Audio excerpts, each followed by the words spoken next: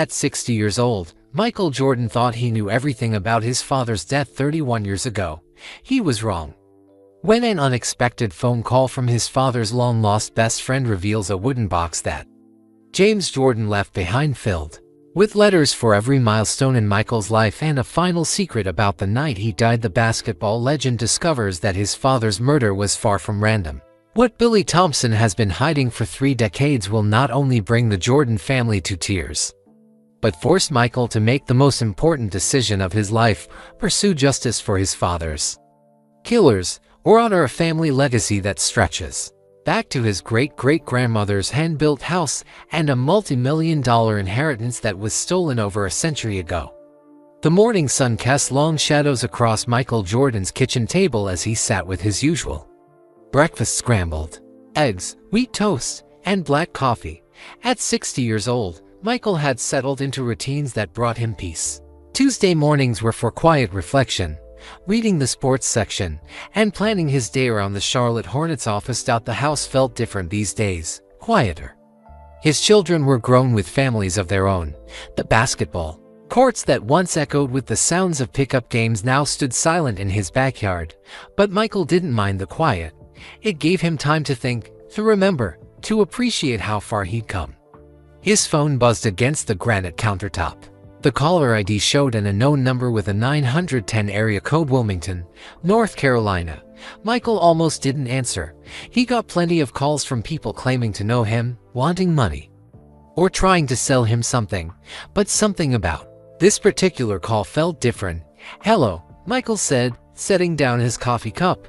"Is this Michael Jeffrey Jordan?" The voice on the other end was elderly, with a slight tremor that comes with age. There was something familiar about the accent, the way the man pronounced his middle name. "Yes, this is Michael." "Who am I speaking with?" There was a pause, like the caller was gathering courage. "My name is William Thompson. People call me Billy. I was your daddy's best friend back in Wilmington, way before you were famous. I knew you when you were just knee-high to a grasshopper, running around in those little shorts your mama made you wear."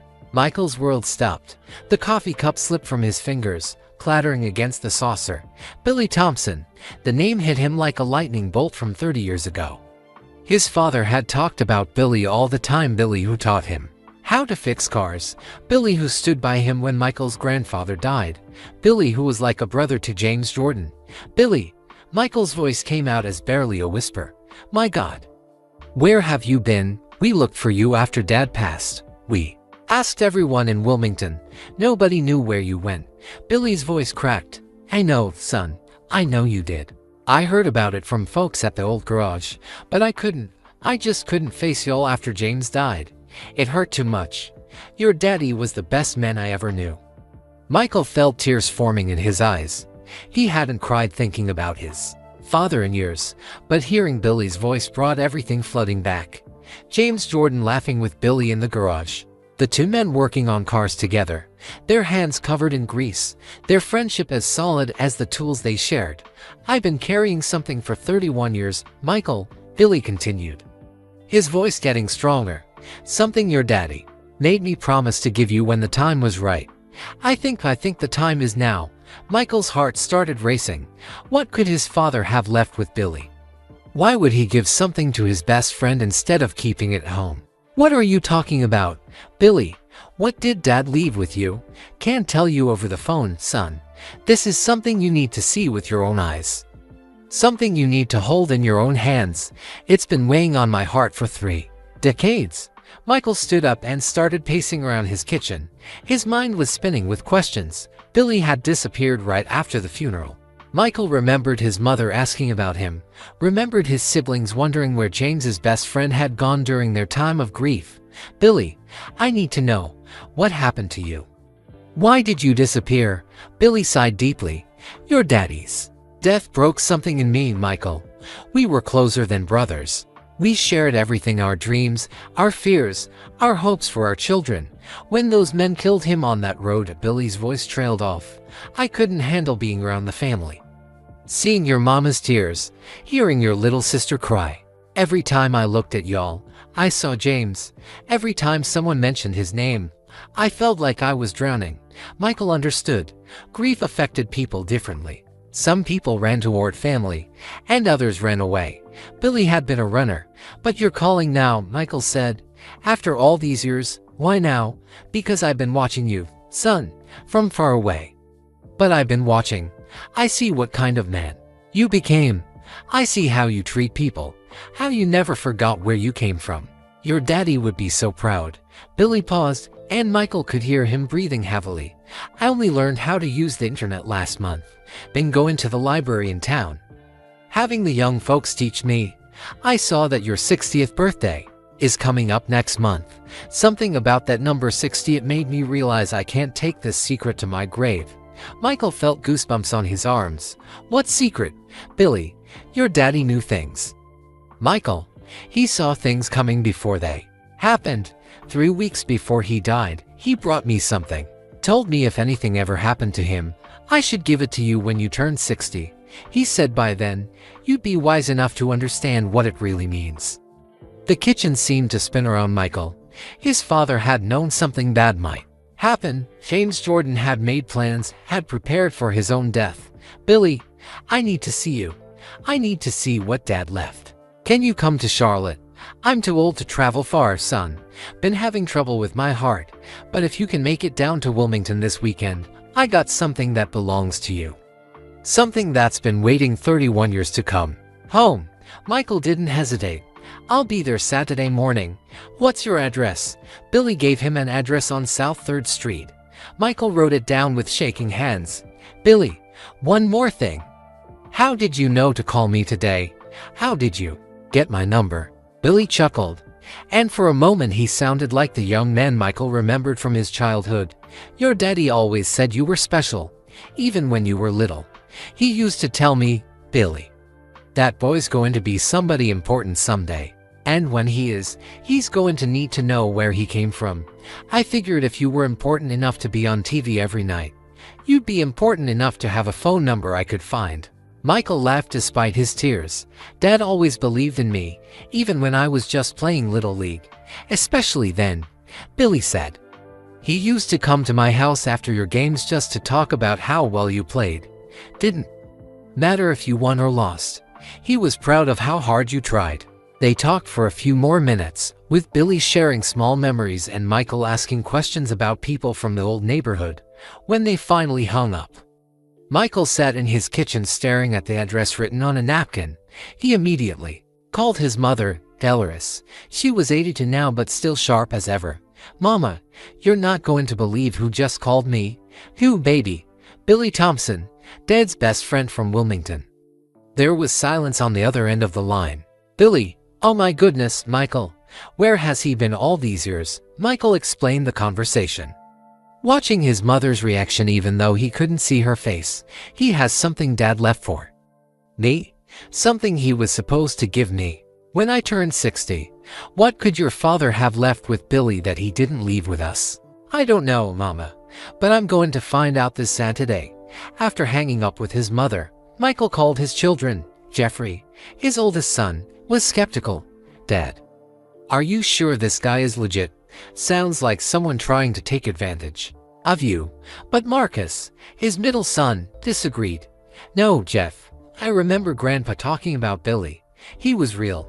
Dad, you have to go see what this is about." His daughter Jasmine was emotional. "Daddy, what if Grandpa left you a letter? What if he had things he wanted to tell you that he never got the chance to say?" That night, Michael couldn't sleep. He lay in bed thinking about his father, about Billy, about secrets that had been kept for 31 years. What could James Jordan have known? What could he have seen coming? Michael got up and walked to his home office, where he kept family photos.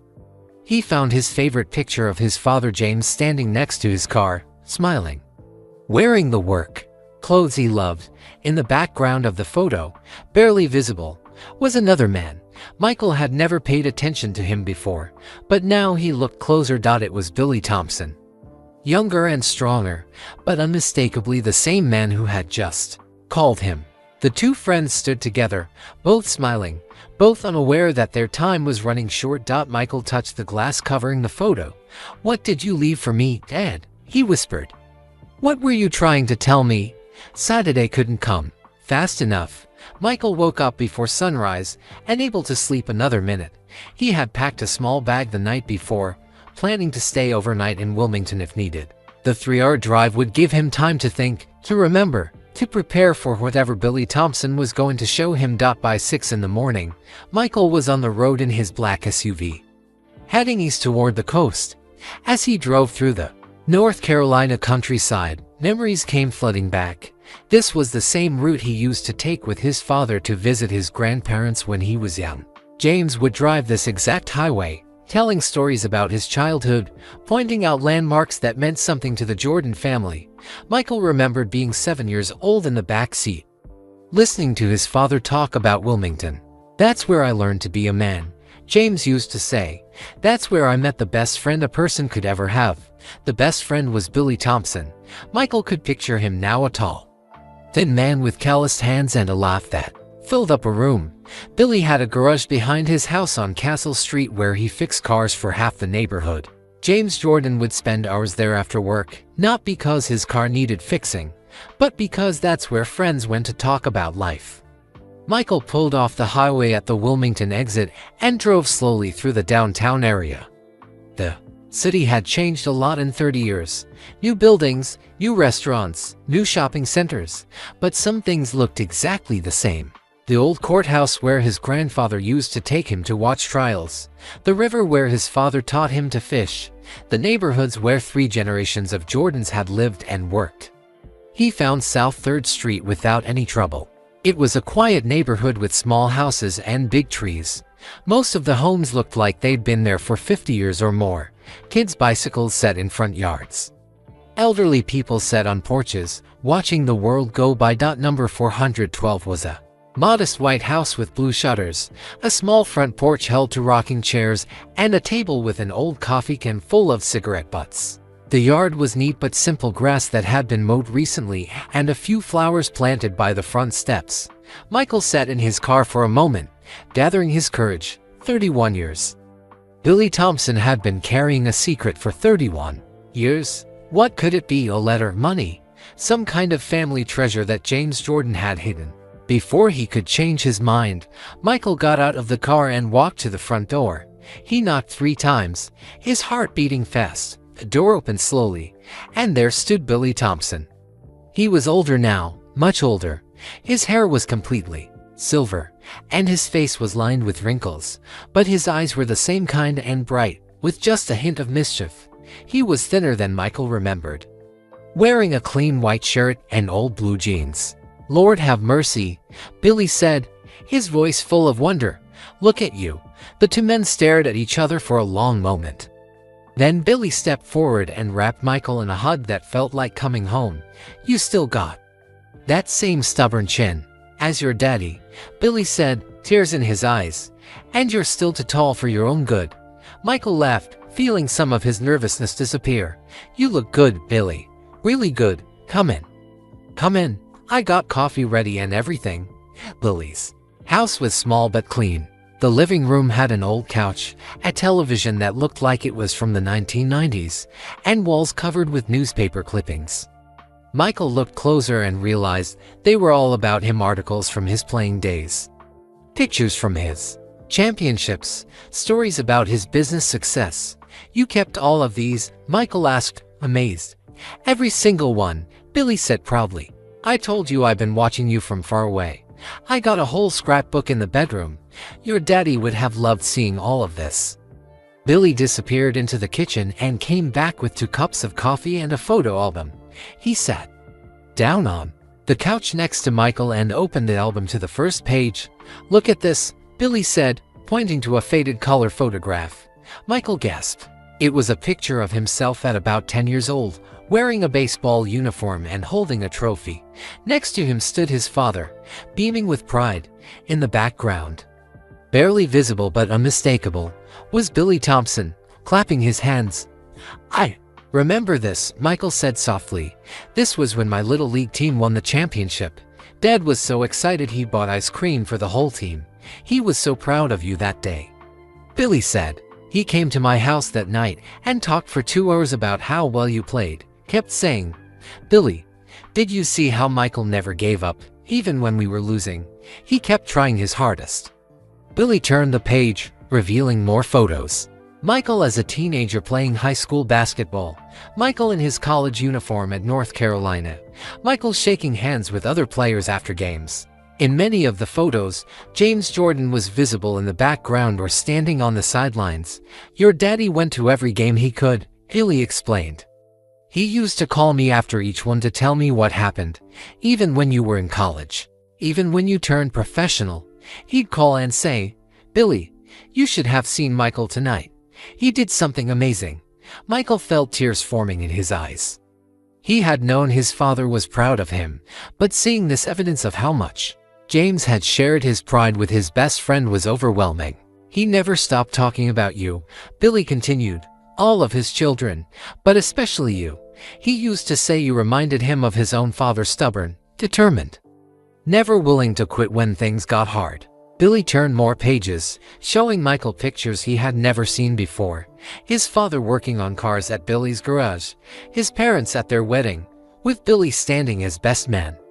His father holding Michael as a baby, with Billy looking over his shoulder. I was there the day you were born, Billy said quietly. Your daddy called me from the hospital at 2 in the morning, said, Billy, you got to come see this baby. He's going to be special. How could he know that when I was just born? Billy smiled. Your daddy had a gift for seeing things in people. He could tell right away if someone had character, if they had fight in them, the minute he held you. He knew you were going to do great things. They spent the next hour looking through photos and listening to Billy's stories. Michael learned things about his father that he had never known. How James would work extra hours at the garage to buy Michael new sneakers for basketball. How James would drive to Billy's house after Michael's games just to replay every moment, every shot, every play. He loved all you kids, Billy said, but you were his heart, Michael. You were the son he saw himself in. He used to tell me about teaching you to shoot baskets in your backyard. Said you'd stay out there until it was too dark to see the rim. I remember that, Michael said. He'd rebound for me for hours. He told me about those times. Said those were some of the happiest moments of his life. Just him and you and a basketball. No crowds, no pressure, just a father teaching his son. Billy closed the photo album and looked directly at Michael. Your daddy was planning big things for you, son, even when you were little. He had dreams about your future, but he was also worried. Worried about what? About success changing you. About fame making you forget where you came from. About people trying to hurt you because of who you became. Michael felt a chill run down his spine. What do you mean? Hurt me? Billy stood up and walked to the window, looking out at the quiet street. Your daddy was smart about people, Michael. He could see things coming before they happened. He knew that when you became famous, there would be people who wanted to bring you down, people who couldn't stand seeing a young black man rise as high as you did. Billy turned back to Michael, his expression serious. 3 weeks before he died, your daddy came to see me. He was worried about something, said he'd been getting strange phone calls, felt like someone was following him. He asked me to promise him something. What kind of promise? Billy walked to a closet and pulled out an old wooden box. Michael recognized it immediately. His father had made it in high school shop class. The initials MJ were carved into the lid. He asked me to keep this safe, Billy said, holding the box carefully. Said if anything ever happened to him, I should give it to you when you turn 60. He said by then, you'd be wise enough to understand what it all means. Michael stared at the box, his hands shaking. After 31 years, he was finally going to learn what his father had left for him. Billy, he said quietly, what's in there? Billy set the box on the coffee table between them. Letters, son. Dozens of them. Your daddy spent months writing letters to you for every important moment in your life. Letters for your championships, your wedding, when you became a father, when you retired from basketball. Michael's heart was pounding. He wrote me letters. He wanted to make sure you'd always have his guidance, even if he couldn't be there to give it. He knew something might happen to him, Michael. He felt it in his bones. Billy's voice dropped to a whisper. And there's one more letter in there, one that explains everything about the night he died. Michael stared at the wooden box, his heart pounding so hard he could hear it in his ears. His hands trembled as he reached for the lid, then stopped. "Billy, I need to know something first. Why didn't you give this to me at the funeral? Why did you wait so long?" Billy sat down heavily in his rocking chair, suddenly looking every one of his 78 years. "Because I was scared, son. Your daddy didn't just give me this box. He told me things that night. Things that made my blood run cold." Billy's voice dropped to almost a whisper. 3 weeks before he died, your daddy came to my house around midnight. I never seen him so worried. He was looking over his shoulder, checking the windows, acting like someone might be watching. Michael felt goosebumps rise on his arms. "What did he tell you?" "He said he'd been getting phone calls at home, people hanging up when he answered, cars following him to work and back. He thought someone was trying to scare him." Billy stood up and walked to his kitchen window, peeking through the curtains like he was still worried about being watched. But it wasn't just the phone calls, Michael. Your daddy had discovered something. Something bad. What kind of something? Billy returned to his chair and leaned forward. There was a car theft ring operating in Wilmington. Expensive cars were getting stolen and disappearing.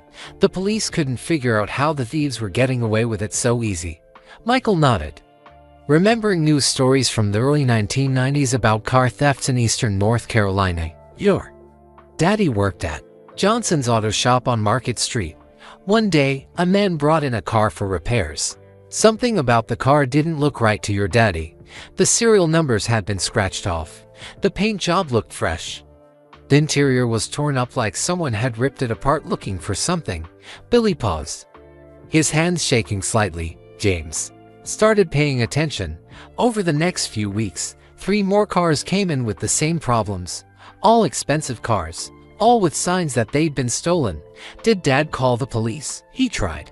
But when he called the Wilmington Police Department, they told him they'd look into it. Nothing happened. Days went by, then weeks. The stolen cars kept coming to the shop. Billy got up and poured himself a glass of water, his hands still trembling. Then, your daddy got a call from Detective Ray Morrison. Ray was with the State Bureau of Investigation. He'd been tracking the car theft ring for months. He told James that someone in the local police department might be involved. Michael felt his stomach drop. Someone was helping the car thieves. That's what Detective Morrison thought. He asked your daddy to help him catch them.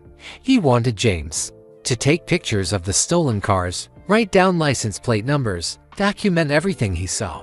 Billy sat back down and looked directly at Michael. Your daddy agreed to help. He said it was the right thing to do, but he was scared, Michael. He knew that if the wrong people found out he was working with the police, bad things could happen. Is that why he gave you the box? Yes. He brought it to me that night 3 weeks before he died. He said he had a feeling something might happen to him. He'd been having dreams about danger, feeling like time was running out. Billy reached over and touched the wooden box gently. He spent 2 months writing those letters, son, every night. After work, he'd come to my house and sit at my kitchen table, writing.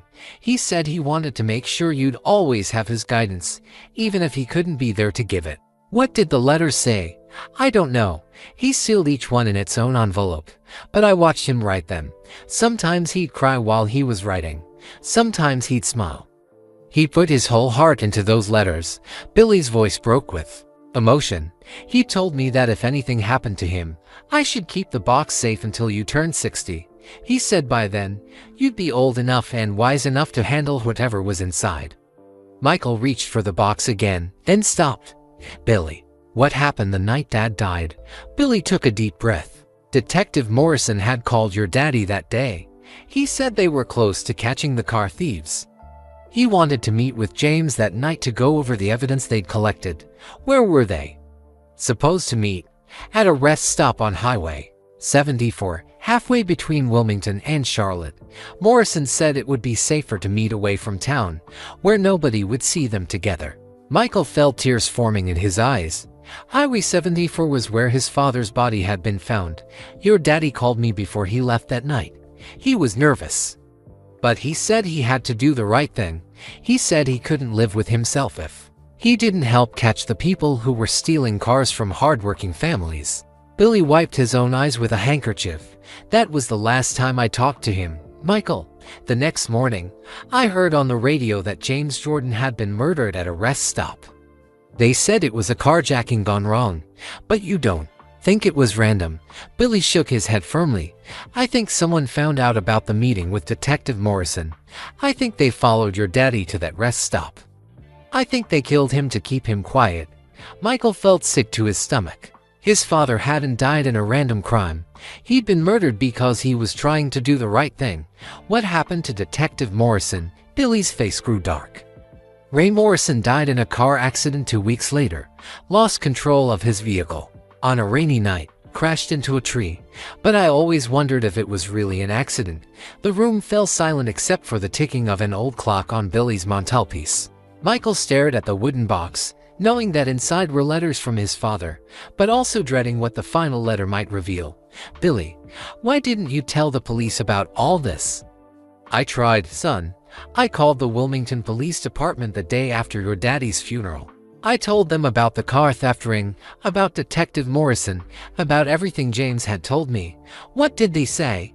They said they'd look into it, but nothing happened. A few days later, I got a phone call at 3 in the morning. A man's voice said I should keep my mouth shut if I knew what was good for me. Billy stood up and walked to his front door, checking the lock. That's when I decided to disappear. I was scared, Michael. Scared they'd kill me too. So I moved away, changed my phone number, kept to myself for 31 years. Michael felt anger building in his chest. His father had been murdered, and the people responsible had never been caught. Worse, they'd scared Billy into silence. But why are you coming forward now? Billy smiled sadly. Because I'm old, son. I'm 78 years old. And my heart isn't good. I can't take this secret to my grave. Your daddy deserves justice, and you deserve to know the truth. Billy pointed to the wooden box. Everything you need to know is in there. The names of the people your daddy suspected, the evidence he collected, the story of what really happened. That night, Michael's hands shook as he finally lifted the lid of the box. Inside were dozens of envelopes, each one marked with a different occasion. For Michael's first championship, for Michael's wedding day, for when Michael becomes a father, for Michael's first retirement, for Michael's second retirement, and many others. At the bottom of the box was a larger envelope marked for Michael's 60th birthday, the truth about July 23, 1993. Michael picked up the first letter, dated March 15, 1993. My dearest son Michael, if you're reading this, then I'm not there to tell you these things myself. I want you to know that watching you play basketball has been the greatest joy of my life. When you scored 63 points against the Celtics in the playoffs, I cried like a baby. Not because you scored so much, but because I saw the man you were. Becoming determined, fearless, never willing to give up. That's the Jordan way, son. That's what your great-grandfather taught me, and what I tried to teach you. Michael's vision blurred with tears. His father's handwriting was exactly as he remembered, a careful, neat, full of love. Billy put a gentle hand on Michael's shoulder. Take your time, son. Those letters have been waiting 31 years for you to read them. They're not going anywhere. Michael looked up at Billy, this man who had carried such a heavy burden for so long. Thank you, he whispered. Thank you for keeping your promise to Dad. I loved your daddy like a brother. Billy said, this was the least I could do. Michael picked up the envelope marked the truth about July 23, 1993 and held it in his hands. After 31 years, he was finally going to learn what really happened the night his father died. But as he prepared to open it, he realized that learning the truth would change everything. Once he knew who killed his father and why, there would be no going back. He would have to decide what to do with that knowledge. Billy, he said quietly, are you ready for what might happen when I read this? Billy nodded firmly. I've been ready. For 31 years, son. Your daddy died trying to do the right thing. It's time the world knew that. Michael's hands trembled as he opened the envelope marked the truth about July 23, 1993.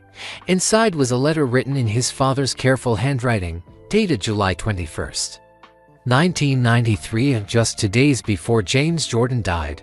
My dearest son Michael, the letter began. If you are reading this, then my worst fears have come true. I am writing this letter because I believe my life is in danger. And I want you to know the truth about what happened to me. Michael's heart pounded as he continued reading. For the past 2 months, I have been helping Detective Ray Morrison investigate a car theft ring here in Wilmington. What started as me reporting suspicious cars at the auto shop has become something much bigger and more dangerous than I ever imagined. Billy moved his chair closer to Michael so he could read along. Ray discovered that the car theft ring was not just stealing cars, they were using those cars to transport drugs from Florida to New York. The stolen cars would be loaded with drugs, driven north, then abandoned or sold. It was the perfect crime because if the police found the drugs, they would blame whoever had stolen the car, not the real criminals. Michael looked up at Billy. Dad was investigating drug dealers. Keep reading, son. It gets worse. Michael continued with his father's letter, but the most shocking discovery was who was behind the operation. Ray found evidence that Lieutenant Marcus Webb of the Wilmington Police Department was the leader of the whole ring. Webb was using his position to protect the operation. When stolen cars were reported, Webb would make sure the reports disappeared. When other officers got too close to the truth, Webb would transfer them or get them fired. Michael felt sick. A police lieutenant had been running a criminal operation, and his father had gotten caught in the middle of it. Ray and I collected evidence for weeks. We took photographs of the stolen cars. We documented license plate numbers. We recorded conversations. We had enough evidence to send Webb and his partners to prison for life. The letter continued in his father's neat handwriting, but someone found out what we were doing. Last week, I started getting phone calls at home, cars following me to work. Yesterday, a man approached me at the gas station and told me I should mind my own business if I knew what was good for my family. Michael's blood ran cold. Someone had threatened his father, had threatened their family. Ray wanted to call off the investigation. He said it was too dangerous, but I couldn't do it. Michael, these criminals were stealing cars from hardworking people, selling drugs that were destroying families. I had to do what was right, even if it meant putting myself at risk. Billy pointed to the next paragraph. This is the part that broke my heart. I know that helping Ray might cost me my life, but I also know that I raised you to always do the right thing. No matter how hard it might be, I cannot teach you to have courage and then show cowardice myself. If something happens to me, I want you to know that I died trying to protect our community. Michael wiped tears from his eyes as he continued reading. Tomorrow night, July 22nd, Ray and I are meeting at the rest stop on Highway 70 to finalize our evidence. We plan to turn everything over to the FBI on July 24th. Ray says the FBI has been investigating police corruption in eastern North Carolina, and our evidence will help them build their case. Michael's hands shook as he read the next lines. You are reading this letter, then something went wrong at that meeting. I want you to know that I was not the victim of a random crime. I was murdered by people who wanted to stop me from exposing the truth. Billy squeezed Michael's shoulder. Your daddy knew exactly what he was walking into. The letter continued. In this box, you will find copies of all the evidence Ray and I collected. Photographs of stolen cars, license plate numbers, names of people involved in the operation, a list of police officers who Webb was paying to keep quiet. Everything you need to make sure these criminals face justice. Michael looked in the box and found a manila envelope marked evidence. Inside were dozens of photographs showing cars with scratched-off serial numbers, handwritten notes with names and dates, and photocopies of police reports that had been marked case closed when they should have been investigated further. But Michael, the letter continued, I need you to promise me something. Do not try to get revenge. Do not let anger and hatred consume your heart. Instead, use this evidence to make sure justice is served through the proper legal system. Contact the FBI. Work with honest police officers. Do this the right way, the way I taught you to handle problems, with intelligence, patience, and determination. Michael found another envelope marked FBI contact information. Inside was a business card for FBI agents Sarah Chen and Charlotte, along with a note in his father's handwriting. Agent Chen is investigating police corruption in North Carolina. Ray Morrison said she can be trusted. The letter was nearly finished I want you to know that I am not afraid to die if it means protecting the people I love. My greatest fear has never been death, it has been the thought that I might not live to see you achieve all the great things I know you will accomplish. But I have already seen enough to make me the proudest father in the world. I have watched you grow from a determined little boy shooting baskets in our backyard into a man who never gives up, who treats people with respect, who remembers where he came from. You are everything I dreamed you would become. Michael could barely see through his tears as he read the final paragraph. If I die tomorrow night, know that my last thoughts will be of you and our family. Know that I lived long enough to see my son become a champion, not just in basketball, but in life. Know that I died trying to do what I taught you to do, stand up for what is right, even when it is dangerous. I love you more than basketball, more than life itself. Make me proud, son, but more importantly, make yourself proud. Your father always, James or Jordan. Michael set the letter down and buried his face in his hands. For 31 years, he had believed his father died in a random carjacking. Now he knew the truth. James Jordan had been murdered by corrupt police officers because he was trying to protect his community. Billy handed Michael a tissue and waited quietly while he processed everything he had just learned. There's more in the envelope, Billy said gently. Michael found a second sheet of paper, a list of names written in his father's handwriting. Lieutenant Marcus Webb, leader of Operation, Officer Donald Price Webb's partner, Officer Kenneth Hayes, provided protection. Tommy Richardson, local drug dealer Carlos Martinez, car theft specialist Jerome Williams, transport coordinator. Next to each name, his father had written notes about their role in the criminal operation. Your daddy was thorough, Billy said. He documented everything. Michael found one more item in the envelope, a small tape recorder with a cassette tape inside. What's this? Your daddy recorded some conversations. He wore a wire during his last meeting with Ray Morrison. He wanted to make sure there was proof of everything they discussed. Michael stared at the tape recorder. His father's voice was on that tape, recorded just days before he died. Billy, did anyone else know about this evidence? Just me and your daddy.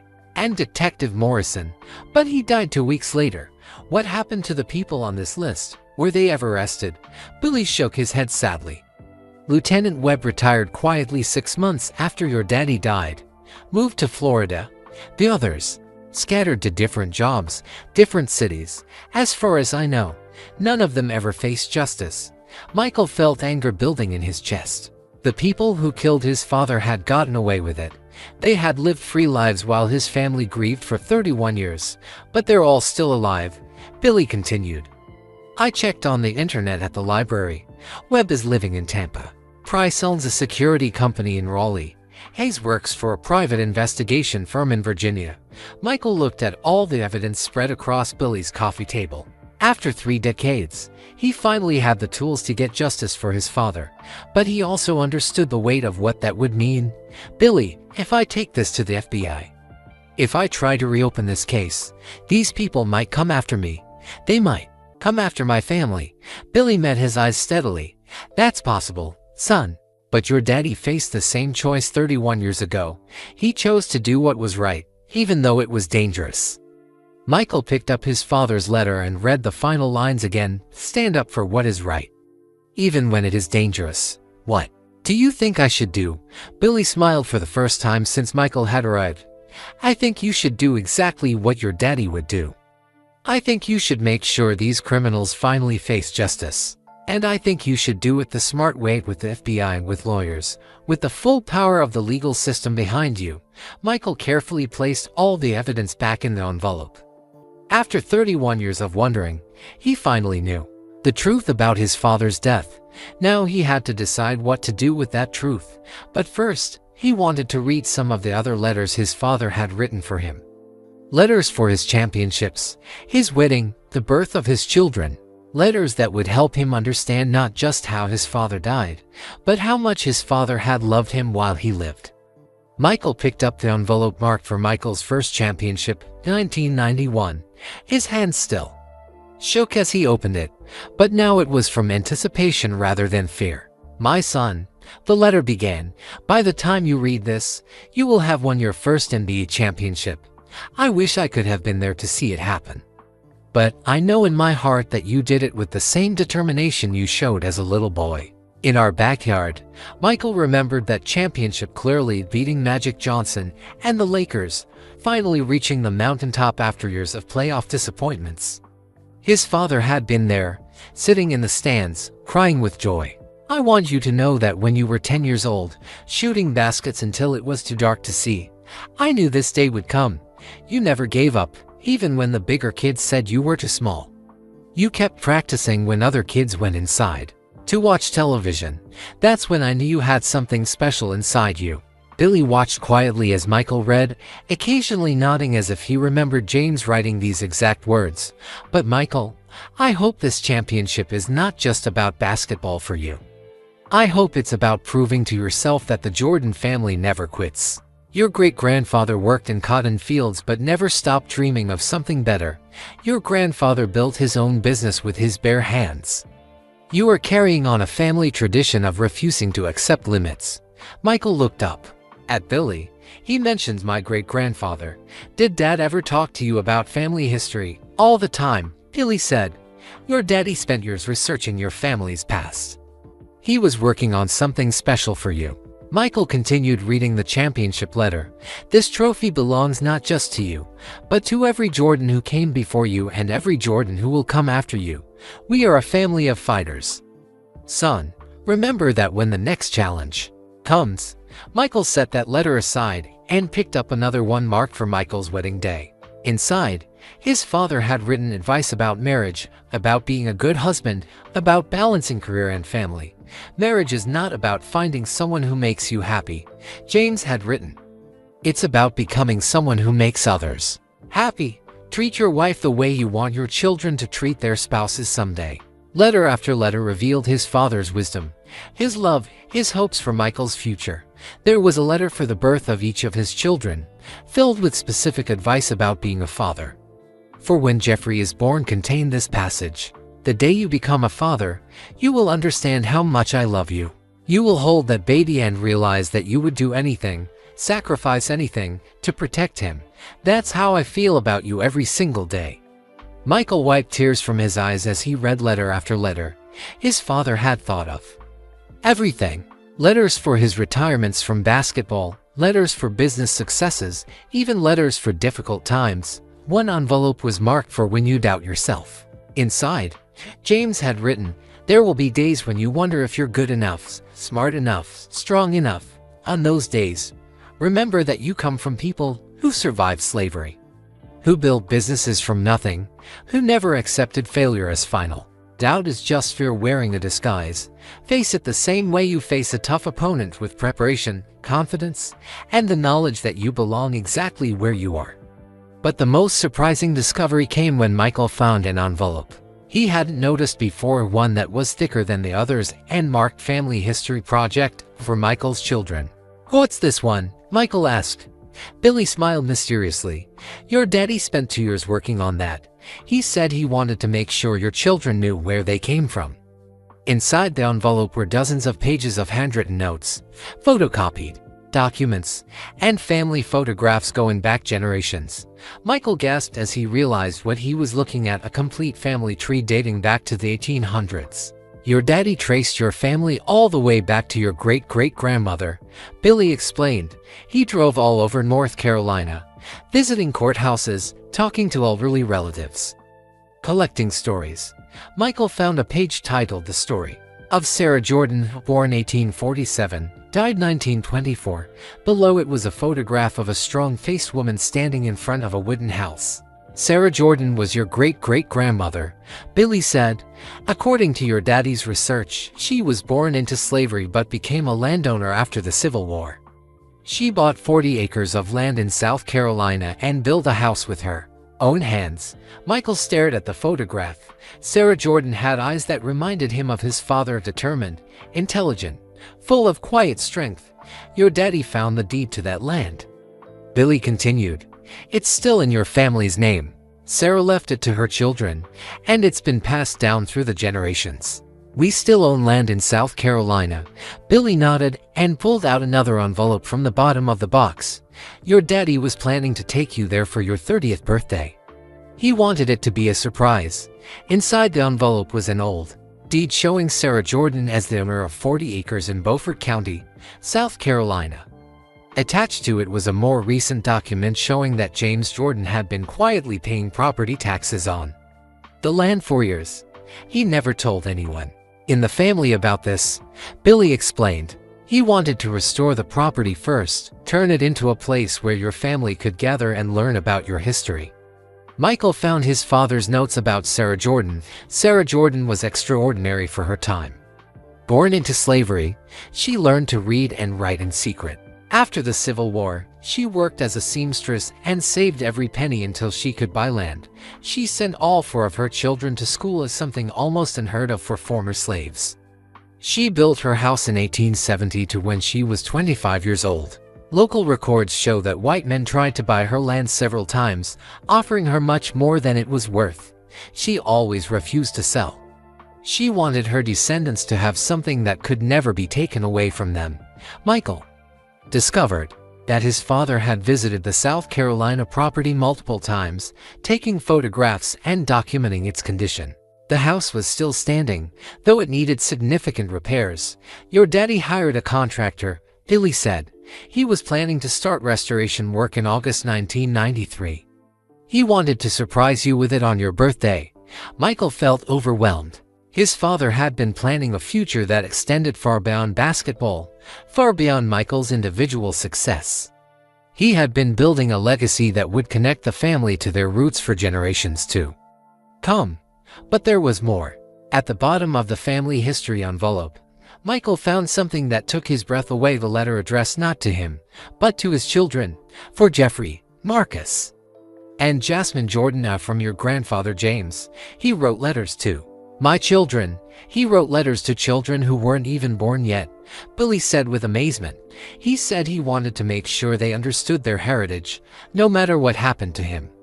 Michael opened the letter addressed to his children. My dear grandchildren, if you are reading this, then your father has decided to share our family's history with you.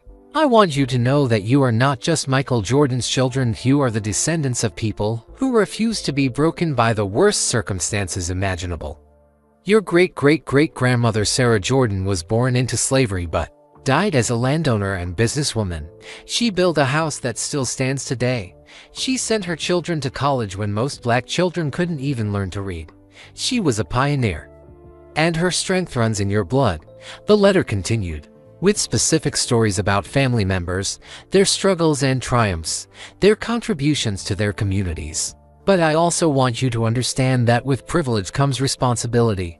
Your father's success has opened doors that were closed to previous generations of our family. Use those opportunities to lift up others. Use your advantages to help people who look like us, who face the same challenges our ancestors faced. Michael realized that his father hadn't just been writing letters, he had been crafting a comprehensive plan for preserving and continuing the family legacy. Billy, there's something I need to know. Did Dad ever mention why he waited until I was 60 to share all of this? Billy nodded slowly. He said that by 60, you'd understand the difference between success and significance. He said you'd be old enough to appreciate where you came from and wise enough to decide what to do with the family's future. Michael looked around Billy's living room at all the evidence of his father's love and planning. Letters for every major life event, family history going back generations, property that had been secretly preserved for decades. A complete blueprint for understanding the Jordan family legacy. There's one more thing, Billy said quietly. Your daddy didn't just research your family history. He also set up something to help other families. Billy walked to his bedroom and returned with a folder marked the Sarah Jordan Foundation. Your daddy established a foundation 2 years before he died. He'd been funding it secretly, helping kids from poor families get scholarships for college. He named it after your great-great-grandmother. Michael opened the folder and found bank statements, scholarship records, and letters from students who had received help from the foundation. He never told anyone about this, Billy continued. He just quietly helped kids who reminded him of himself, kids with dreams but no money to make them come true. Michael stared at the foundation documents. His father had been building something that would last long after basketball trophies were forgotten. The foundation is still operating, Billy said. A lawyer in Charleston has been managing it all these years, using money your daddy set aside. But it's been waiting for someone to take it over and expand it. Michael realized that everything his father had left him, the letters, the family history, the land, the foundation, was connected.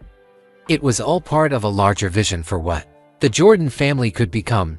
Billy, he said quietly, I think I understand now why Dad wanted me to wait until I was 60. Why is that, son? Because at 60, I'm not thinking about what I can achieve for myself anymore. I'm thinking about what I can build for my children and grandchildren. I'm thinking about legacy. Billy smiled and nodded. That's exactly what your daddy hoped you'd say. Michael was carefully placing the letters back in the wooden box when his fingers touched something he hadn't noticed before. At the very bottom, beneath all the other envelopes, was a small cloth bag tied with string. Billy, what's this? Michael asked, holding up the bag. Billy's eyes widened. I never saw that before, son. Your daddy must have hidden it under everything else. Michael untied the string and opened the bag. Inside was an old brass key and a folded piece of paper. The paper had an address written in his father's handwriting, Wilmington Self-Storage. Unit 247, Market Street. A storage unit. Michael looked at Billy in confusion. Billy shook his head. Your daddy never mentioned any storage unit to me, but that address is only about 10 minutes from here. Michael unfolded the paper completely and found a short note from his father. Michael, if you have found this key, then you have read all my letters and learned about our family's history. But there is one more secret I could not share with anyone, not even Billy. This secret is for you alone, and you must decide what to do with it. The storage unit contains the final piece of the Jordan family story. Your father Michael's heart started racing again. After everything he had already discovered, there was still more. Billy, did Dad ever mention renting a storage unit? Never, son. But your daddy was good at keeping secrets when he needed to. Michael stood up, pacing around Billy's small living room. I have to go see what's in there. Right now. I can't wait another minute. I've been waiting 31 years for answers. I need to know everything. Billy grabbed his jacket. Then I'm coming with you. Your daddy trusted me to help you through this, and I'm not stopping now. 20 minutes later, they were standing outside Wilmington Self-Storage, a long row of metal buildings on Market Street. The facility looked like it had been there for decades. Michael found Unit 247 in the back row. His hands shook as he inserted the brass key into the lock. It turned easily, as if it had been used recently. Michael rolled up the metal door and gasped at what he saw inside. The storage unit was filled with boxes, but not just any boxes. These were bankers' boxes, labeled and organized, stacked neatly from floor to ceiling. Each box had a label written in his father's careful handwriting, Family Research 1850 to 1900. Property documents, business records, correspondence, and dozens of others. But what caught Michael's attention immediately was a large wooden desk in the center of the unit, with papers spread across its surface as if someone had been working there recently. My God, Billy whispered. How long was your daddy coming here? Michael walked to the desk and found a calendar from 1993. Several dates were circled in red ink, including July 23rd, the day his father died. On the desk was an open folder labeled The Complete Truth. Inside were documents that made Michael's knees buckle. The first document was a birth certificate from 1847 for Sarah Jordan, but it wasn't just any birth certificate. It showed that Sarah Jordan's father was listed as Thomas Whitman, a white plantation owner, and her mother as Mary Jordan, a slave woman. Billy, look at this, Michael said, his voice barely a whisper. Billy read over his shoulder. Your great-great-grandmother was mixed race. But there was more, much more. Michael found deed records showing that when Thomas Whitman died in 1869, he had left land to Sarah Jordan in his will, something almost unheard of for a white man to do. For the child of a slave, 40 acres in Beaufort County, South Carolina. Michael read aloud. left to Sarah Jordan, acknowledged daughter of Thomas Whitman. The next document was even more shocking. It was a letter written by Thomas Whitman to his lawyer in 1868. 1 year before he died, I am writing to ensure that my daughter Sarah receives what is rightfully hers. Though the law and society may not recognize her as my child, I know in my heart that she is. She has shown more intelligence, determination, and character than any of my legitimate heirs. The land I am leaving her is not charity, it is inheritance. Michael sat down heavily in the desk chair his father had used. Dad knew all of this. Billy was reading another document. Michael, there's more. Your daddy found records showing that Sarah Jordan wasn't the only mixed-race child Thomas Whitman acknowledged. He left property to 3 different children he had with slave women. Michael discovered that his father had spent years researching not just Sarah Jordan, but the entire Whitman family. Thomas Whitman had been one of the wealthiest plantation owners in South Carolina. But he had also been what the documents called unusual for his time in his treatment of slaves and his mixed-race ch. in a folder labeled Modern Research. Michael found something that stopped him cold. His father had hired a private investigator in 1992 to research the current Whitman family holdings. The report showed that the Whitman plantation had eventually become a large agricultural corporation, worth millions of dollars. But here was the shocking part. According to the investigators' research, Sarah Jordan and her descendants had a legal claim to a portion of the Whitman estate. Billy, are you reading this? I'm trying to, son, but I don't understand all these legal terms.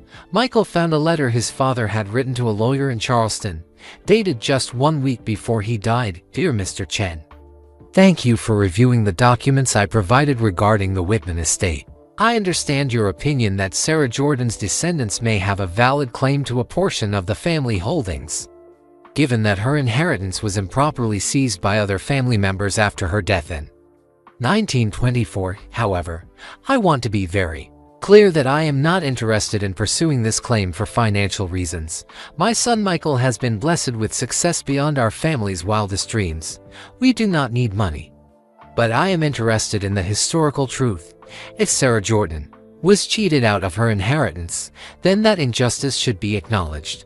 I would like to explore the possibility of recovering the land itself, not for its monetary value, but for its historical significance to our family.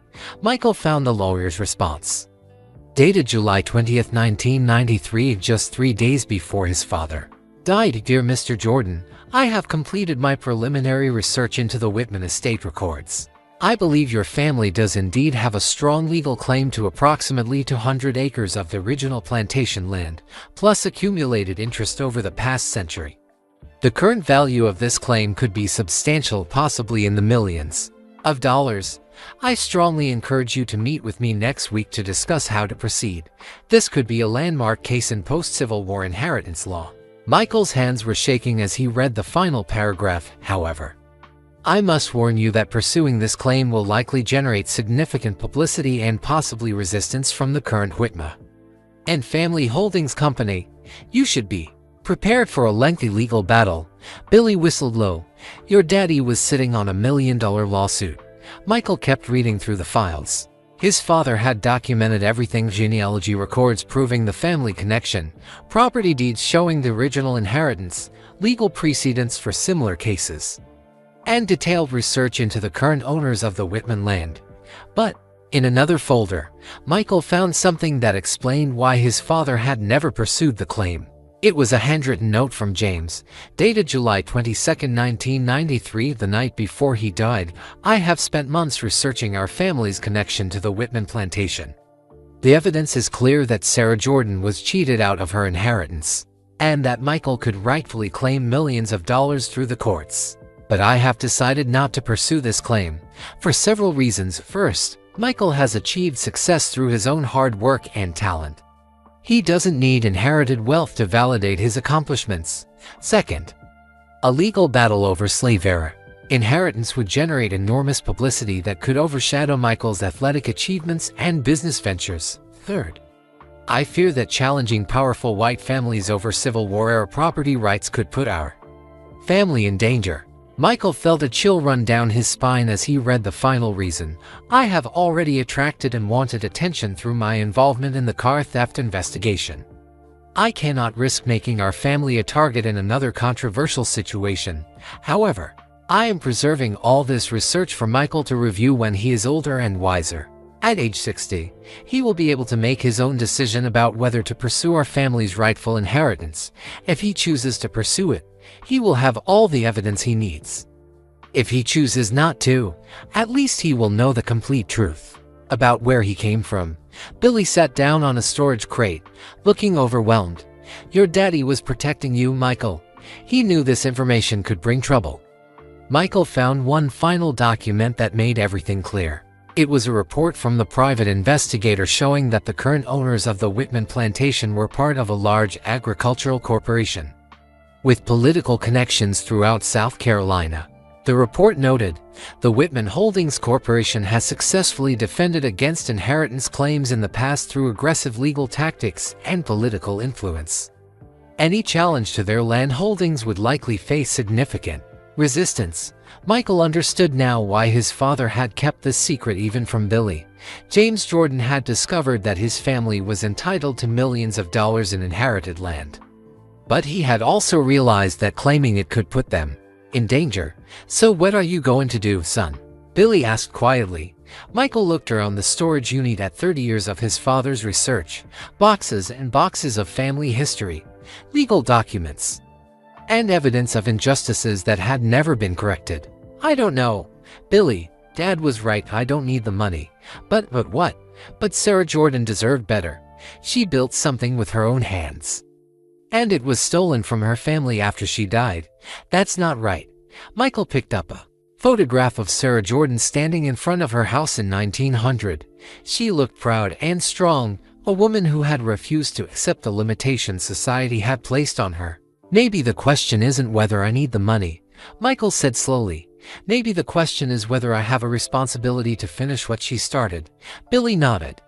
Your daddy would be proud of you for thinking about it that way.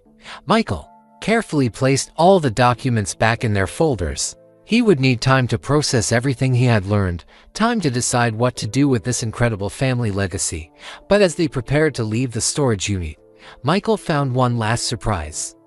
Taped to the inside of the door was an envelope marked for Michael, play this last. Inside was a small cassette tape and a note. My final message to you, recorded the night before I died.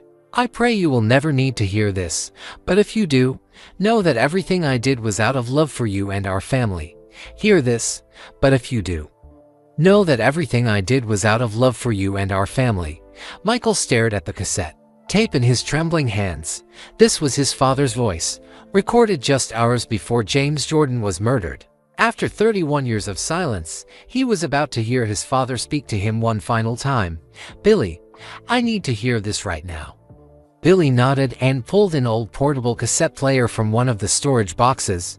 Your daddy left this here too. I think he planned for everything. They sat on storage crates in the dim light of the storage unit. Michael inserted the tape with shaking fingers and pressed play. His father's voice filled the small space, clear and strong. Hello, Michael. If you're hearing this recording, then my fears have come true, and I am no longer with you. Today is July 22nd, 1993. Tomorrow night, I am meeting with Detective Morrison to finalize our evidence against the car theft ring. I have a feeling I may not survive that meeting. Michael closed his eyes, hearing his father's voice for the first time in over 3 decades. I want you to know that I am not afraid of dying. What scares me is the thought of leaving you without all the guidance I wanted to give you. That's why I wrote all those letters, son. That's why I spent so much time researching our family history. James paused on the recording, and Michael could hear him take a deep breath. By now, you have learned the truth about how I died. You know that I was murdered because I tried to do the right thing. I hope this knowledge doesn't fill you with hatred, Michael. Hatred is poison that hurts the person carrying it more than anyone else. Billy reached over and squeezed Michael's shoulder as they listened. You have also learned about our family's History about Sarah Jordan, about the land in South Carolina, about the inheritance that was stolen from our family. I discovered all of this just months before my death. And I have wrestled with what to do about it. Michael leaned forward, hanging on every word. The lawyers tell me we could claim millions of dollars through the courts. The evidence is strong. Sarah Jordan's descendants were cheated out of their rightful inheritance when powerful white families seized her land after she died. But I have decided not to pursue this claim, for now, not because we don't deserve it, we absolutely do, but because I believe it would put our family in danger. James's voice grew more emotional. I have already seen what happens when you challenge powerful people who profit from injustice. They threaten you, they follow you, they try to silence you. I cannot risk exposing you and your mother and your siblings to that kind of danger.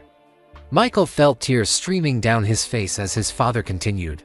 But I am preserving all the evidence for you to decide what to do when you are older. When you are 60 years old, you will have the wisdom to understand the full weight of this decision. If you choose to pursue our family's rightful inheritance, you will have everything you need to win. But you will also face enemies who have millions of dollars to lose and the political power to fight back. James paused again, and when he spoke next, his voice was filled with love. I need you to promise me something, son. Whatever you decide about the inheritance, whatever you decide about my murder, do not let anger guide your choices. You are better than that. Our family is better than that. If you choose to fight for justice, do it with intelligence and patience. Work within the legal system. Build coalitions of support. Use your success and influence to protect yourself and others. Michael wiped his eyes, amazed by his father's wisdom even in the face of death. But Michael, I also want you to know that you don't have to fight these battles if you don't want to. You have already achieved more than any Jordan in our family's history. You have made us proud beyond measure. If you decide that pursuing the inheritance or my murder case would risk the safety and happiness of your children, then let it go. Sarah Jordan built her legacy through her descendants' success, not through land ownership. You have already fulfilled her dreams in ways she never could have imagined. Billy was crying now too, remembering his friend's courage and wisdom. I want to tell you about the night you scored 63 points against the Celtics, James continued on the tape. I was there in the stands, and when you made that last shot, I looked around at all those people cheering for you, black people, white people, young people, old people, and I realized something. You had done something I never thought possible. You had made people forget about race, forget about their differences, and just appreciate greatness. In that moment, you were not a black basketball player or a white basketball player. You were just the best basketball player in the world. Michael remembered that game, remembered seeing his father in the crowd, but he had never known how deeply it had affected James. That's when I knew you were destined for something bigger than basketball, son. You have the power to bring people together, to inspire them to be better than they thought they could be. That's a gift that goes far beyond anything we could inherit. From old plantation land, James's voice grew stronger as he continued. So if you do decide to pursue our family's legal claims, don't do it just for money or revenge. Do it because you believe it will make the world more just, more fair for other families who have been cheated out of their inheritance. And if you decide not to pursue these claims, use your influence to help people in other ways. Build schools, create scholarships, invest in communities that remind you of where we came from. The recording continued with James sharing specific memories of Michael's childhood, stories about teaching him to drive, advice about being a father, and expressions of love that Michael had never heard before. I want you to know that every choice I made as your father was guided by one simple principle. I wanted to raise a son who would make the world better, not just more successful. You have already done that, Michael. You have already made me prouder than any father has a right to be. Everything else, the inheritance, the justice for my murder, the family legacy, those are just details. As the recording neared its end, James's voice became softer, more intimate. I wish I could be there to see you become a grandfather, too. Watch you teach your grandchildren to shoot baskets the way I taught you. But I know that even if I'm not there physically, the lessons I tried to teach you will live on through them. Love your family more than you love success. Treat people with respect regardless of their station in life. Stand up for what is right, even when it's difficult. And never, ever forget where you came from. I love you, Michael Jeffrey Jordan. I loved you when you were a skinny kid who couldn't make his high school basketball team. I loved you when you became the greatest basketball player in the world. And I will love you long after my voice stops speaking on this tape. The recording ended with James saying, "Now go make your old man proud, son, but more importantly, make yourself proud." Michael and Billy sat in silence for several minutes after the tape stopped playing. The storage unit felt sacred now, filled with the presence of a man who had loved his family enough to face death rather than compromise his principles. "Billy," Michael finally said, "I think I understand now what Dad wanted me to learn from all of this." "What's that, son?" "It's not about the money or the land or even getting justice for his murder. It's about choosing what kind of man I want to be when facing impossible decisions." Billy nodded slowly. "Your daddy knew you'd figure that out. He always said you were the smartest of his children, not just the most talented." Michael stood up and looked around the storage unit one final time. 31 years of his father's love, research, and planning surrounded him. Letters for every major life event, evidence of historical injustices, proof of criminal conspiracies, a roadmap for restoring the family's rightful inheritance. But most importantly, he had his father's final gift, the wisdom to choose justice over revenge, progress over profit, and love over hatred. "I know what I need to do," Michael said quietly. "What's that?" "I need to go to South Carolina. I need to see Sarah Jordan's house with my own eyes. And then I need to decide not just what my father would want me to do, but what Sarah Jordan would want me to do." Billy smiled. "When do we leave?" "We, son. I've been carrying your daddy's secrets for 31 years. I'm not stopping now. Besides, somebody needs to make sure you don't do anything foolish." Michael laughed for the first time since this whole journey began. "Okay, Billy. Let's go see what our great-great-grandmother built with her own hands." As they locked up the storage unit, Michael felt a sense of peace he hadn't experienced in decades. He still didn't know what he would do about the inheritance claim or his father's murder case, but he knew that whatever he decided, it would be guided by the same principles that had guided James Jordan and Sarah Jordan before him. He was finally ready to face the most important decision of his life. 2 weeks later, Michael drove through the countryside of Beaufort County, South Carolina, with Billy in the passenger seat and his mother Dolores in the back. He had called his children and asked them to meet him at the property. This was something the whole family needed to see together. The lawyer, William Chen, met them at a small country store near the property entrance. He was a middle-aged Chinese-American man with kind eyes and a gentle manner. "Mr. Jordan, your father contacted me 3 times before he died," Chen said as they shook hands. "He was planning to surprise you with a full restoration of the property for your 30th birthday. He never got the chance," Michael said quietly. "No. But he did extensive research into the property's history. What you're about to see will amaze you."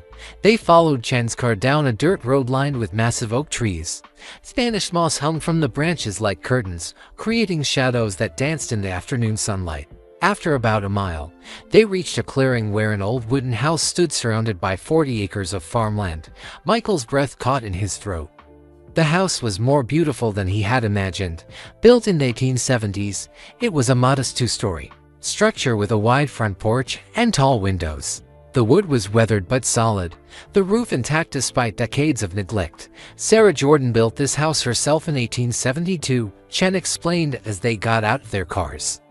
She was 25 years old and had just bought the land with money she saved from working as a seamstress. Michael's children arrived shortly after: Jeffrey, Marcus, and Jasmine, along with several of his grandchildren. They gathered on the front porch as Chen told them the story.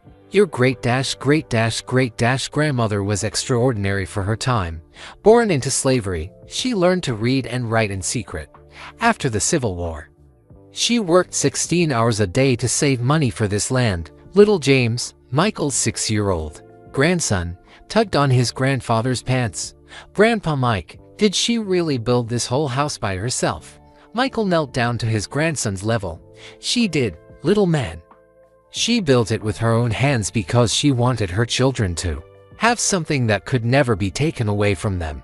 Chen unlocked the front door and led them inside. The house was remarkably preserved.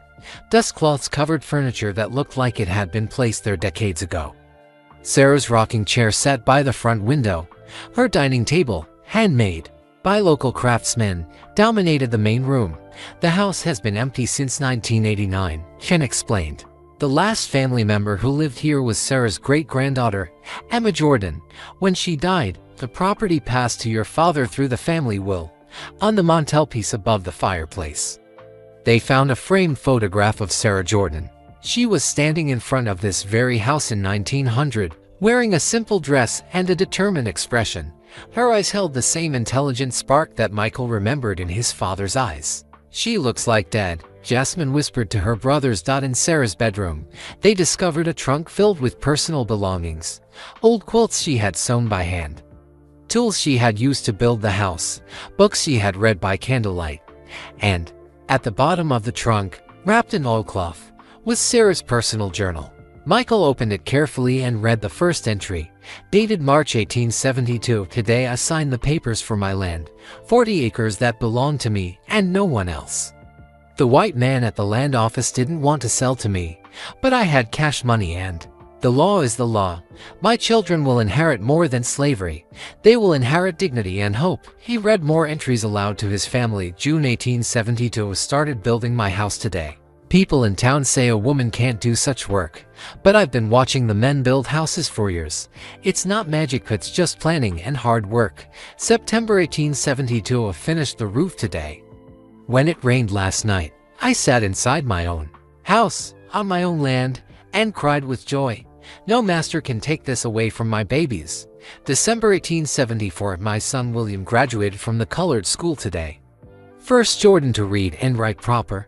I worked extra hours for 2 years to pay his school fees, but seeing him read from the Bible made every sacrifice worth it. Dolores Jordan spoke for the first time since they had arrived. "Your father brought me here once, Michael. It was 1992, just before he died. He said this house represented everything he wanted our family to remember." "What did he mean?"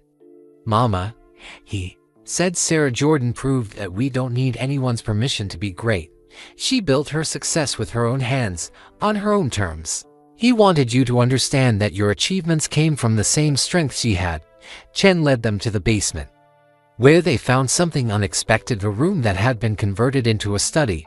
The walls were covered with family photographs, dating back generations, and a large family tree painted directly on the wall showed the names of Sarah's descendants. At the bottom of the family tree, someone had recently added names in fresh paint: James R. Jordan and Michael Jeffrey Jordan.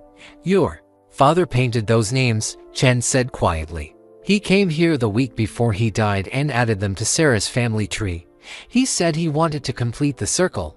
Michael stared at his name on the wall, painted by his father's hand just days before his murder. The emotional weight of standing in the house his ancestor built, looking at his name painted by his father, surrounded by his children and grandchildren, was overwhelming. Young James tugged on his grandfather's shirt again. "Grandpa Mike, are we going to live here?" Michael looked around the room at his family. 3 generations of Jordans stood in the house that their ancestor had built with her own hands. This was their heritage, their connection to the past, their foundation for the future. "I don't know yet, little man, but we're going to take care of this place. We're going to make sure Sarah's house is here for your children and your children's children." Chen showed them the rest of the property. The barn Sarah had built in 1875. The well she had dug by hand, the fields where she had grown cotton and vegetables to support her family, 40 acres of land that had stayed in the Jordan family for over 150 years. "Your father had plans for this place," Chen said as they walked back toward the house. "He wanted to restore it and turn it into a family heritage center, a place where your children and grandchildren could come to learn about their history." "What would that involve?" Michael asked. "Complete restoration of the house and barn. creating educational exhibits about Sarah Jordan's life and the history of land ownership after slavery, establishing programs to help other families research their genealogy. Michael found himself thinking about his father's cassette tape recording. James had said that if Michael chose to pursue their inheritance claim, he should do it to make the world more just for other families. Maybe this property could serve that purpose without the legal battle. Chen, what would it cost to restore this place the way Dad wanted? Your father had estimates done, about $2 million for a complete restoration and conversion to a heritage center. Michael's son Marcus stepped forward. Dad, that's nothing compared to what we could claim from the Whitman estate. If we won that lawsuit, we could restore this place and have millions left over. Michael looked at his son, then at Sarah Jordan's photograph on the mantelpiece. What would she want him to do? Fight for money that was rightfully theirs, or build something positive that would help other families? Maybe it's not about the money, Marcus. Maybe it's about finishing what Sarah started. Jasmine pointed to a faded inscription carved into the wooden mantelpiece, built with love for my children and their children. S.J. 1872. She built this for us, Dad. She built it for all of us, even the ones who weren't born yet. As the sun began to set, the family gathered on Sarah's front porch. Michael sat in her rocking chair, looking out over the land she had fought to own, that she had worked to improve, that she had passed down through generations. Billy, he said to his father's old friend, what do you think Dad would want me to do? Billy rocked slowly in the chair next to him. I think your daddy would want you to do whatever would make Sarah Jordan proud. She didn't build this place for money. She built it for love. Michael's mother spoke from her chair near the front door. Your father used to say that every generation has to decide how to honor the ones who came before them. Sarah honored her ancestors by refusing to accept limits. Your father honored Sarah by preserving her legacy. Now it's your turn. Michael looked around at his family, his children, his grandchildren, his mother, and Billy, for generations connected by love, by sacrifice, by the determination to build something lasting. As night fell over Sarah Jordan's 40 acres, Michael began to understand what his father had really left him. Not just evidence of crimes or claims to inherited wealth, but a choice about what kind of legacy he wanted to leave for his own children. The decision was becoming clear. But there was still one more thing he needed to know. In the morning, he would call the FBI and find out what they were willing to do about his father's murder. Justice for James Jordan might be more important than money from old plantation land. But tonight, he would sleep in the house his great-great-great-grandmother built, surrounded by family, dreaming of the future she had made possible. Michael woke up before sunrise in Sarah Jordan's bedroom, lying on a simple bed that Chen had brought in for their overnight stay. The room felt peaceful, filled with the presence of the strong woman who had slept here over a century ago. Through the window, he could see the oak trees Sarah had planted as saplings, now massive and protective over the land she had fought to own. His grandson James was curled up next to him, having insisted on sleeping with Grandpa Mike in the old lady's house. The 6-year-old had been fascinated by Sarah's story, asking questions all evening about how she built the house, how she learned to read, how she saved enough money to buy land. Grandpa, little James whispered as Michael stirred. Are you awake? I'm awake. Little man, did you sleep okay? I had a dream about the old lady. She was young and strong, and she was building the house all by herself. She looked happy. Michael smiled and pulled his grandson closer. I think she was happy. She was building something for her family. For us. Are we going to keep the house, Grandpa? Michael looked around Sarah's bedroom at her simple furniture, her belongings carefully preserved, her spirit still present in every corner. Yes, little man, we're going to keep it, and we're going to make it beautiful again. After breakfast, Michael's family gathered in Sarah's living room to discuss the future. His children sat around the handmade dining table while his mother rocked in Sarah's chair by the window. Billy sat quietly in the corner, listening as for generations of Jordans talked about honoring their ancestors' legacy. Dad, Jeffrey said, I've been thinking about what Mr. Chen said yesterday. $2 million to restore this place is A lot of money, but it's nothing compared to what we could get from the Whitman lawsuit. Marcus nodded in agreement. If we won that case, we could restore this house and still have millions left over. We could help a lot more people with that kind of money, but Jasmine disagreed. I think fighting that lawsuit would miss the point of what Sarah Jordan built here. She didn't want her descendants to spend their lives fighting white families over old injustices. She wanted us to build our own success. Michael listened to his children debate, remembering his father's words from the cassette tape. James had said the decision should be guided by what would make the world more just, not just what would make the Jordan family richer. I've made my decision about the inheritance claim, Michael said quietly. The room fell silent. I'm not going to pursue it.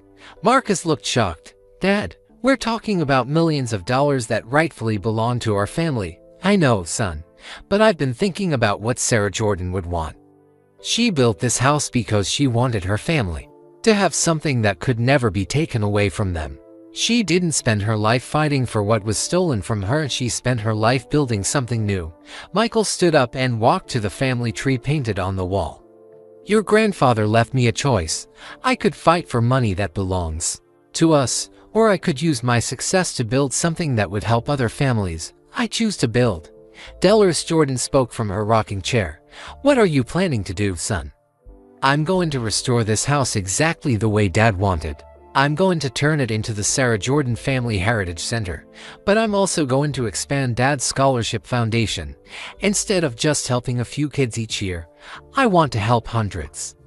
Michael's voice grew stronger as he shared his vision.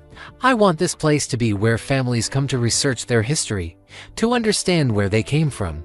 I want kids who grew up like I did, poor, with big dreams but no money, to get scholarships that change their lives. Little James raised his hand like he was in school. Grandpa Mike, can I help? Michael knelt down to his grandson's level. You can help by learning everything you can about Sarah Jordan, so you can tell your children about her someday. I will, Grandpa. I promise. Chen had been listening quietly from the doorway. Mr. Jordan, there's something else your father wanted you to know about. He didn't just research your family history. He also found other families in this area who lost their land to fraud and theft after the Civil War. What do you mean? Your father documented dozens of cases where black families were cheated out of property they had legally purchased. Most of these families never knew they had legal claims because the paperwork was hidden or destroyed. Chen pulled out a folder from his briefcase. Your father believed that if you chose not to pursue your own inheritance claim, you might want to help these other families pursue theirs, families who don't have your resources or influence. Michael looked through the folder. It contained case after case of families whose land had been stolen through legal tricks, forged documents, and corrupt court decisions. Some of these cases are still winnable, Chen continued. With the right legal support, some of these families could recover land that was stolen from their ancestors generations ago. Michael felt his heart racing. This was exactly what his father had been talking about, using his success to make the world more just for other families. How many families are we talking about? At least 50 in South Carolina alone. Your father believed there might be hundreds across the South. Marcus leaned forward with interest. Dad, this could be huge. We could help these families get back millions of dollars in stolen land. And we could do it without making ourselves targets. Jasmine added, we'd be helping others, not claiming something for ourselves. Michael looked around at his family, all of them excited about the possibility of helping other families recover their stolen heritage. Billy, what do you think Dad would say about this? Billy smiled and nodded slowly. I think your daddy would say this is exactly what Sarah Jordan would want. She fought for her own family's land, but she also helped other freed slaves learn to read and write. She understood that lifting up your community lifts up your family. That afternoon, Michael made the phone call he had been preparing for since he learned the truth about his father's murder. He dialed the number for FBI agent Sarah Chen in Charlotte. Agent Chen, my name is Michael Jordan. I believe you worked with my father, James Jordan, in 1993. There was a pause on the other end of the line. Mr. Jordan, I've been waiting for this call for 31 years. You have. Your father was supposed to meet with me on July 24, 1993, the day after he was murdered. He was going to give me evidence about a police corruption ring in Wilmington. When he died, that evidence disappeared. Michael felt his heart pounding. Agent Chen, I have that evidence. Another pause. Mr. Jordan, I need to see you immediately. Can you come to Charlotte tomorrow? I'll be there. After hanging up, Michael felt a sense of peace he hadn't experienced in decades. He was finally going to get justice for his father's murder. The men who had killed James Jordan were going to face consequences for their crimes. But more importantly, he was going to honor his father's legacy in the way James had always hoped. By building something positive, something that would help other families, something that would last for generations. That evening, as the family prepared to leave Sarah's house, Michael walked through each room one final time. In Sarah's bedroom, he found her journal open to an entry from 1895. Today my grandson asked me why I work so hard to improve this land when I could just live comfortably on what I have already built. I told him that we are not just building for ourselves, we are building for people we will never meet, children who are not yet born, futures we cannot imagine. That is what love looks like when it becomes action. Michael understood now what his father had been trying to teach him. Success wasn't just about individual achievement, it was about using that achievement to create opportunities for others. Legacy wasn't just about preserving the past, it was about building a better future. As they drove away from Sarah's house, little James looked back through the rear window. Grandpa Mike, when will we come back? Soon. Little man, very soon. We're going to make this place beautiful again, and then we're going to invite other families to come learn about their history too. Will you tell them about Sarah Jordan? I'll tell them about Sarah Jordan, and about your great-grandfather James, and about how families can stay strong even when bad things happen to them. Michael looked in his rearview mirror at the house growing smaller in the distance. Tomorrow, he would start the process of getting justice for his father's murder. Next week he would begin restoring Sarah's house. Next month he would launch the expanded scholarship program. But tonight, he was simply a grandfather driving home with his family, carrying forward a legacy of love, determination, and the unshakable belief that every generation has the power to make the world better for the ones who come after them. The Jordan family story would continue, just as Sarah Jordan had always intended when she built her house with her own hands and painted that family tree on the basement wall. Love had become action, and action had become legacy. 6 months later, on what would have been James Jordan's 85th birthday, Michael stood on the restored front porch of Sarah Jordan's house. The Sarah Jordan Family Heritage Center was about to open its doors to the public for the first time. The old house looked exactly as it had in 1900. But now it was equipped with modern technology to help families research their genealogy and learn about their history. Billy Thompson, now 79 and using a walking cane, sat in Sarah's original rocking chair, watching as cars began arriving for the opening ceremony. Families from across the South had come to learn about their heritage, to see what was possible when people refused to give up on their dreams. Your daddy would be so proud, Billy said to Michael as they watched children run across the same yard where Sarah Jordan had worked over a century ago. I hope so, Billy. I really hope so. The months since leaving Sarah's house had been filled with both triumph and heartbreak. The FBI investigation into James Jordan's murder had moved quickly once Michael provided his father's evidence. Agent Sarah Chen had been working the case quietly for decades, waiting for someone to come forward with proof. Michael's phone rang, interrupting his thoughts. It was Agent Chen. Mr. Jordan, I have news about your father's case. Can you talk? Michael walked away from the crowd gathering for the ceremony. I'm here. What did you find out? We arrested Marcus Williamson yesterday morning in Tampa, Florida. He's 68 years old now. But DNA evidence confirms he was one of the men who killed your father. Michael felt his knees go weak. After 31 years, his father's killer was finally in custody. During questioning, Williamson confessed to being part of the car theft ring your father was investigating. He also confessed to your father's murder. What did he say exactly? Agent Chen's voice was gentle but firm. He said Lieutenant Webb ordered the hit because your father was going to expose their entire operation. Williamson and another man, Kenneth Hayes, followed your father to the rest stop that night. Michael closed his eyes, finally hearing the complete truth about his father's final moments. But Mr. Jordan, there's something else Williamson told us. Something I think you need to hear. What? He said your father's last words were about you. Even facing death, your father told them, "Tell my son I love him and I'm proud of him. Tell him to keep doing the right thing." Tears streamed down Michael's face, even in his final moments. James Jordan had been thinking about his son, trying to send him a message of love and guidance. Agent Chen, what happens now? Williamson has agreed to testify against the others in exchange for avoiding the death penalty. We expect to arrest Webb and Hayes within the week. Your father will finally get justice. After hanging up, Michael sat alone on Sarah's front porch for several minutes, processing the news.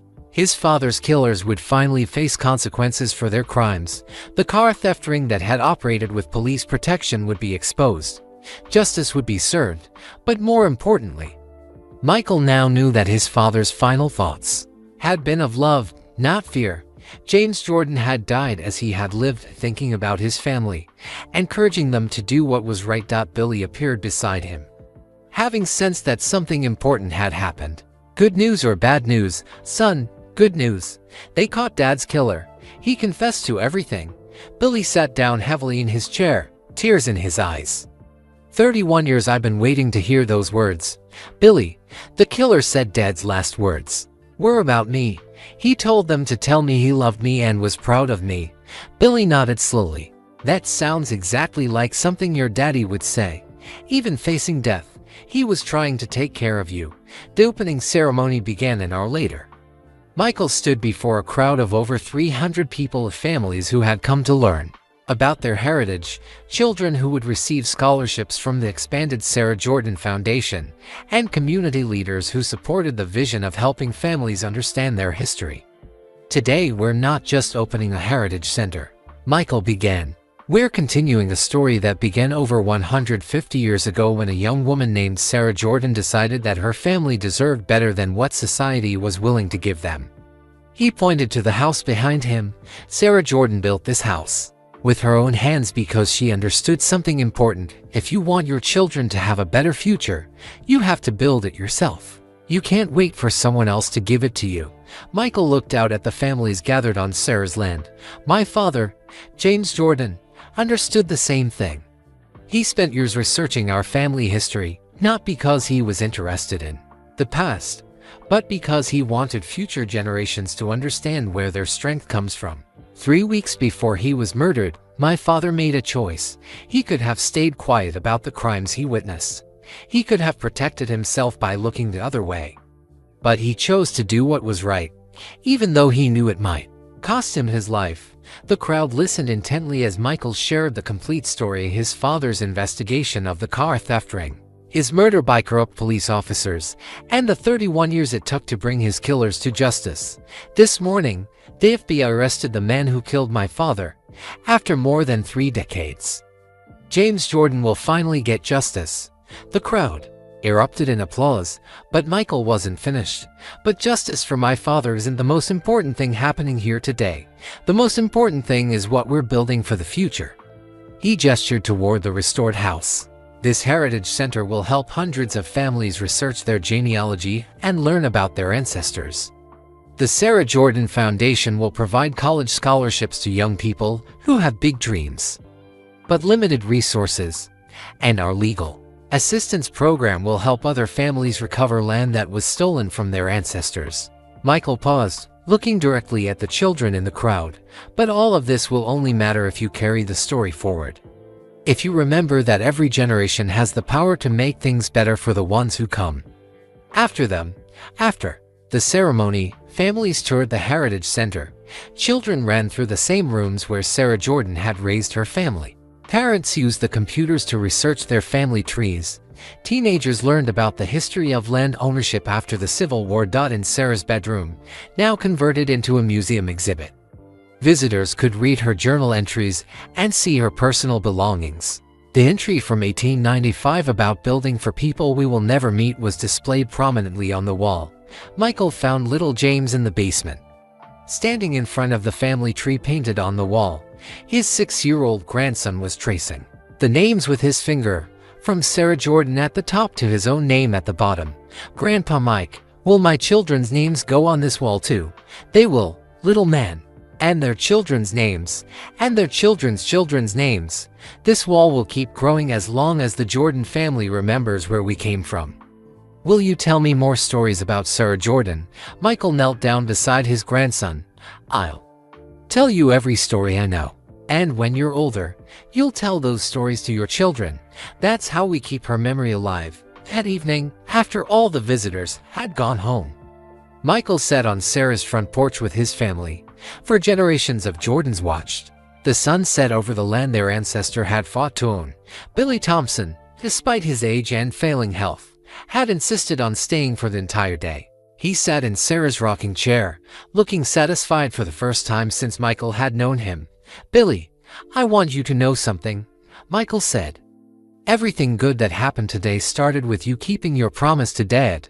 If you hadn't called me 6 months ago, none of this would exist." Billy smiled and patted Michael's hand. "Your daddy knew exactly what he was doing when he asked me to wait until you were 60. He knew you'd be wise enough to make the right choices." "What do you think he would say about all this?" Billy looked around at the restored house, at the families who had spent the day learning about their heritage, at the 4 generations of Jordans gathered together. "I think he'd say that Sarah Jordan built her house with love, and you restored it with love. I think he'd say that's the only way anything lasting ever gets built." As night fell over the 40 acres Sarah Jordan had purchased with her own money, Michael felt a sense of completion he had never experienced before. His father's killers would face justice. The family's heritage was preserved and being shared with others. Young people would get scholarships that could change their lives. But most importantly, the Jordan family story would continue. Little James would grow up knowing about Sarah Jordan's courage, about his great-grandfather's sacrifice, about the importance of using success to lift up others. Marcus Williamson was sentenced to life in prison without parole 2 months later. Lieutenant Webb and Kenneth Hayes received similar sentences. Detective Ray Morrison's family finally had closure about his death. The car theft ring that had operated for decades was completely dismantled. But for Michael, the real victory wasn't in the courtroom. It was in the letters he received from scholarship recipients, in the families who discovered their heritage at the center, in his grandson's questions about Sarah Jordan's strength. 1 year after the Heritage Center opened, Michael received a letter from a young woman named Sarah Thompson, Billy's great-niece, and one of the first scholarship recipients. She wrote, "Mr. Jordan, I want you to know that learning about your father's courage has inspired me to study law. I want to help families recover land that was stolen from their ancestors, just like you're doing.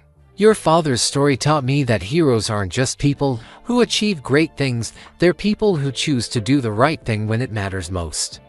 Michael framed the letter and hung it in Sarah Jordan's house, next to the family tree, where his father had painted his name just days before his death. The story ended not with revenge or inherited wealth, but with the understanding that true legacy comes from love transformed into action. Sarah Jordan had built a house that sheltered her family for generations. James Jordan had preserved that legacy and taught his son to use success for good. Michael Jordan had restored the house and expanded the legacy to help others. And little James Jordan, now 7 years old, could recite Sarah Jordan's story by heart and understood that someday it would be his turn to carry the family's values forward to children not yet born. The Jordan family had learned that the greatest inheritance isn't money or land, it's the knowledge that you come from people who refused to be broken, who built something lasting with their own hands, and who understood that true success means lifting others up. On quiet evenings, when Michael sat in Sarah's rocking chair watching the sunset over her 40 acres, he could almost hear his father's voice carried on the wind. "You made me proud, son. But more importantly, you made yourself proud. We'd love to know where you're listening from. Drop a comment below and tell us your city or country. It's amazing to connect with viewers from all around the world. If this story touched your heart, please give this video a thumbs up and subscribe to our channel for more inspiring, emotionally engaging stories like this one. We share real-life tales of family, legacy, courage, and the power of doing what's right even when it's difficult. And don't forget to share this video with your friends and family. Stories like these remind us all about the importance of preserving family history, standing up for justice, and using our success to lift others up. Sometimes a simple share can spread kindness and awareness to someone who really needs to hear these messages. Thank you for joining us on this incredible journey with the Jordan family. Until next time, remember that every family has a story worth telling, and every generation has the power to make the world better for those who come after them.